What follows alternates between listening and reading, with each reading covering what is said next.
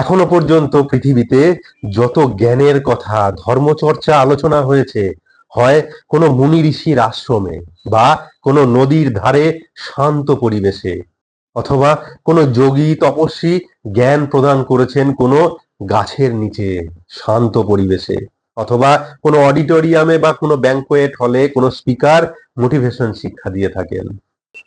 কিন্তু গীতার আলোচনা হয়েছিল কোথায়? না, যেখানে কুরুক্ষেত্রের মতো অত বড় যুদ্ধক্ষেত্রে দাঁড়িয়ে, যেখানে সবাই যুদ্ধের জন্য প্রস্তুত, চারিদিকে সৈন্যদের অস্ত্রশস্ত্রের আওয়াজ, যেখানে ঘোড়ার পায়ের আওয়াজ, ঘোড়ার চিৎকার এর আওয়াজ, যেখানে একে অপরকে হত্যা করার কথা চলছে। ভগবান শ্রীকৃষ্ণ এমনই একটা জায়গা বেছে নিলেন গীতার জ্ঞান প্রদান করার জন্য। আজ থেকে প্রায় 5,000 বছর আগের দুনিয়ার সর্বপ্রথম মোটিভেশনাল স্পিকার 18টা অধ্যায়ে 700 শ্লোকের মাধ্যমে সমগ্র জীব জগতের সৃষ্টিতত্ত্বের সম্পূর্ণ জ্ঞান প্রদান করলেন কুরুক্ষেত্রের যুদ্ধের মধ্যে অর্জুনকে।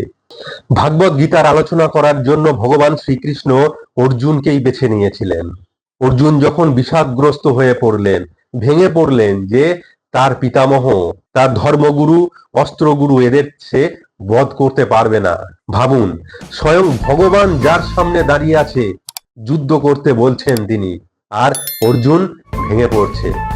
হয়তো ভগবান শ্রীকৃষ্ণই এরকম মোহের পর্দা অর্জুনকে দিয়েছিলেন যে সেই সময় তুই যদি বিষাদগ্রস্ত না হয়ে পড়িস, তাহলে আমি গীতার জ্ঞান দেব কিভাবে।